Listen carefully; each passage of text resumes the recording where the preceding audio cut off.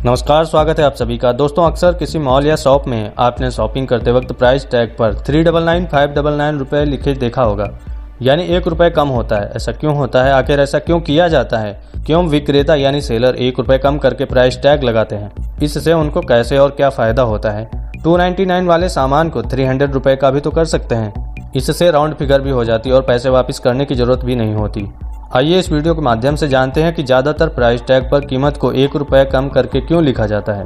वस्तुओं की कीमतें 99 या 999 रुपये आदि क्यों लिखी जाती हैं।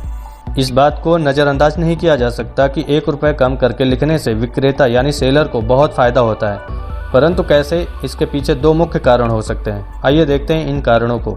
1 रुपये कम करना एक मनोवैज्ञानिक तरीके से ग्राहक को उस सामान को खरीदने के लिए तैयार करना है।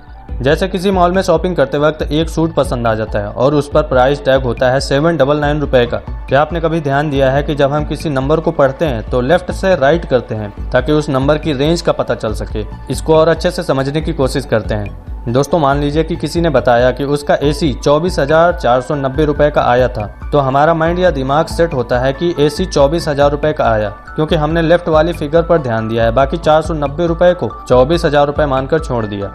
इसी प्रकार से जब लोग प्राइस टैग पर 799 रुपये लिखे देखेंगे तो कुछ लोग उसको 800 रुपये मानकर ही खरीदने का निर्णय लेंगे, पर कुछ लोग ऐसे भी होंगे जो लेफ्ट की फिगर देखकर 700 रुपये का मानकर उसे खरीदने का निर्णय लेते हैं। बस विक्रेताओं यानी सेलर्स को ऐसे ही लोगों का इंतजार रहता है। तो यानी ये एक मनोवैज्ञानिक तरीके से ग्राहकों को आकर्षित करने के लिए और अपनी बिक्री को बढ़ाने के लिए प्राइस टैग पर 1 रुपये कम करके दाम को लिखते हैं। दूसरा कारण यह हो सकता है कि 1 रुपये कम लिखकर विक्रेता यानी सेलर का ही फायदा हो।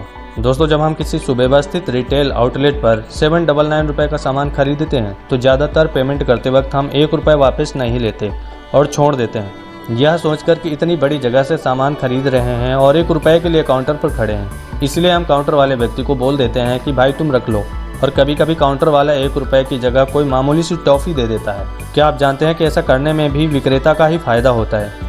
वो ऐसे कि लगभग 100 टॉफ़ी का पैकेट मात्र 25 या 30 रुपये में आ जाता होगा, और इस तरह से उनकी 25 या 30 रुपये की टॉफ़ी 100 रुपये में बिक जाती है। इस तरह से भी हो गया ना उनका फ़ायदा। कभी कभी हम टॉफ़ी देखकर लेते भी नहीं हैं कि ये टॉफ़ी अच्छी नहीं है और इसको छोड़ देते हैं। इस तरह से भी उनका फ़ायदा हो जाता है। उदाहरण के लिए मान लीजिए कि किसी कंपनी के भारत में 150 रिटेल आउटलेट हैं और हर आउटलेट पर औसतन 100 कस्टमर 1 रुपये वापस नहीं लेते। 365 दिनों में 150 × 100 × 365 बराबर 54,75,000 या 54 लाख रुपए से ज़्यादा हुआ, यानी कि 54,75,000 रुपये हम छोड़ देते हैं, जो कि किसी भी बुक ऑफ अकाउंट में रिकॉर्ड नहीं होता है। मतलब ये एक प्रकार की ब्लैक मनी हुई, क्योंकि इस मनी की किसी भी बिल पर कोई एंट्री नहीं होती। इसीलिए फ़ायदा हर तरह से विक्रेता यानी सेलर का हो जाता है। तो अब आप आगे से 1 रुपया वापस लेना कभी ना भूलें और ना ही छोड़ें। इसीलिए कहते हैं कि ई कॉमर्स से शॉपिंग करने से ब्लैक मनी नहीं बनती है। आई होप दोस्तों आप लोग समझ गए होंगे कि क्यों सामान या वस्तुओं की कीमतों को 1 रुपये कम करके लिखा जाता है, या वस्तुओं की कीमतें 99 या 999 रुपये आदि क्यों लिखी जाती हैं। तो वीडियो पसंद आई हो तो वीडियो को ज़्यादा से ज़्यादा शेयर कीजिएगा। आज के लिए बस इतना ही। Thanks for watching video. मिलेंगे अगली वीडियो में।